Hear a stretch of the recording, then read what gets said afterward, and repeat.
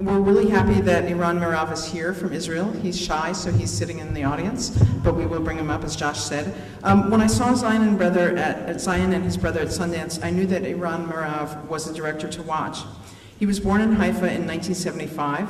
After 1 year of studies at the Camera Obscura Film of the School of the Arts, he enrolled at the Sam Spiegel Film and Television School in Jerusalem, where he graduated with merit. His graduate film Underdog was shown at numerous festivals and won first prize at the Łódź International Film Festival in Poland, the 2002 Best Short Film Prize at the Jerusalem Film Festival, and a special mention at the Berlin International Film Festival.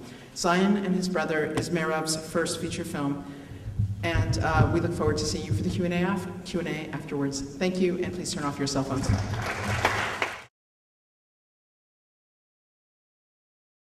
I have a question relating to, I guess, the writing process. Like, what you said about the value of life was kind of shocking, and I was wondering, first of all, is that, so when you're thinking about life having little value in Israel, is that something you think about consciously before you're going to write your script? I mean, how does that come into play?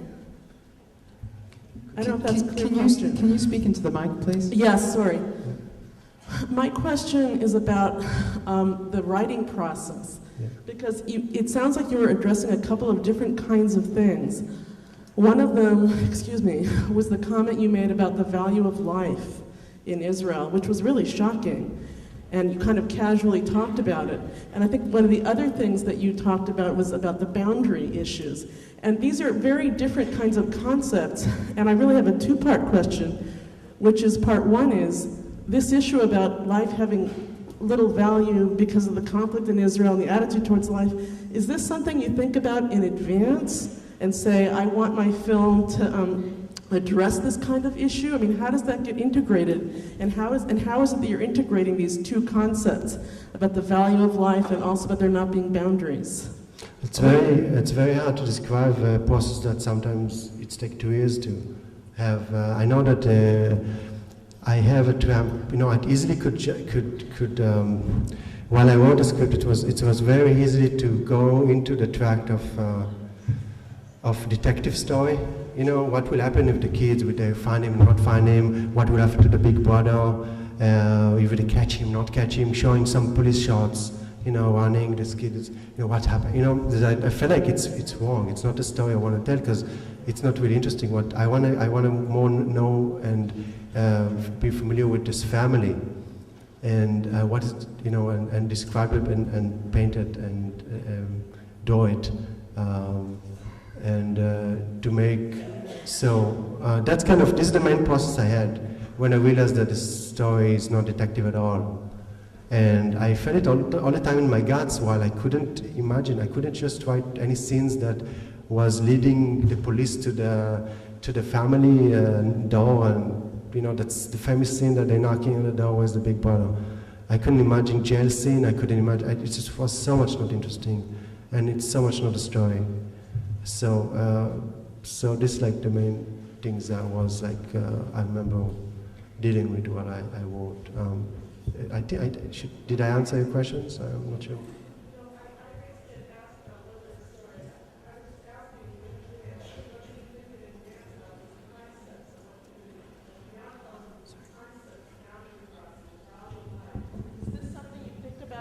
Sorry, I don't want to belabor it, but is this something, so you're telling us now about these ideas that we can see, the value of life and the boundary crossing. So what I'm really asking is, do you think about these concepts in advance? No, you feel it. You feel it and you realize that you're making a statement while you write it. If you start from statement, it will be very didactic film. Did I say didactic? Yeah.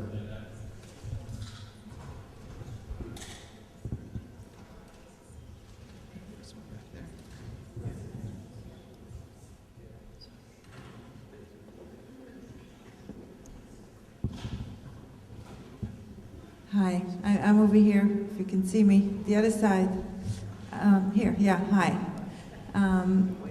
To me, it was a very hard film to watch. I also have two boys, and I also have this gap in the years. But to me, the interesting part was the mom's choice to go with the boyfriend and to sort of give up. And is that decision that you also made from your gut instincts, or that just evolved, or could you elaborate on that decision? I want to, as long there is no, there is a bond between the two brothers, as long they, starts together, and like the big brother's coming to, it's like it starts and ending at the same time. The big brother chasing the little brother, and catching him, and but it's so much different. The relationship so much change. As long as they have a bond between them, and they love each other, and there is love, not only hate, because if it just was hate and everybody it's not really interesting. That was most important to me. Like, this film is sounding his brother, not sounding his mom. Even though his mom is, you could, it's a very physical film in a way that it's not the meaning that it's not psychology film. It's not the meaning that there is no depth to these characters.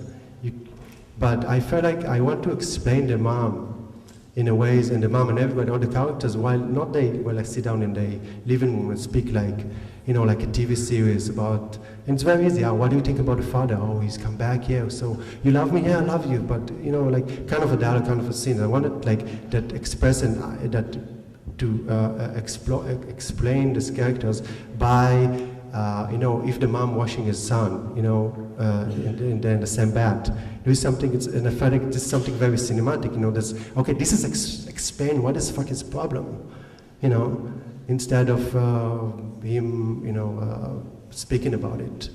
So I don't think the mom or everyone there is evil in the film. I don't think there is bad people in the film. There's lots of misunderstanding because people not speaking with each other, because it's not a family that really know how to speak with each other, but they really love each other. There's lots of misunderstanding. There's lots of boundaries that cross over again, back and forward, and so that family is it's an unfunctioning family. But it is a family, and there is families like that, and there is lots of love, but there's lots of misunderstanding. So there's no bads in that film. We have time for one more question. Thank you for a thought-provoking film, fascinating film, but I have to confess I'm completely at sea because I don't understand what happened. The truck got smashed in. I assume that this was done by the friends and relatives of the boy who died, and I assume that then Meir got beaten up by friends and relatives of the boy who died, and I assume that if they thought that he was the guilty party, they would have either killed him or very nearly so, and yet when he's in the bathtub, he's only injured a little bit. So I admit, I'm just kind of puzzled. What the hell was that all about? We'll be distributing cliff notes after the screen. Well, it seems like you want to ask me what the hell was all of that about all the films, so that's okay. So you asked me what happened to the little boy? No, I asked you, who smashed up the truck? Was it the friends and relatives of the boy who died? And if so, weren't they the same people? The question is, who smashed up the truck? And was it the friends and relatives of the boy who died? Oh, who smashed the trucks of Eli, of the big brother, of the boyfriend of the mom? Who smashed it? It's Meir.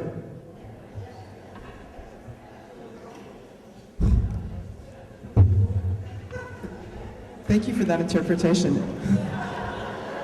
Thank you so much, Eran, for coming. Thanks so much. It was really a pleasure. It's a beautiful film. Thank you.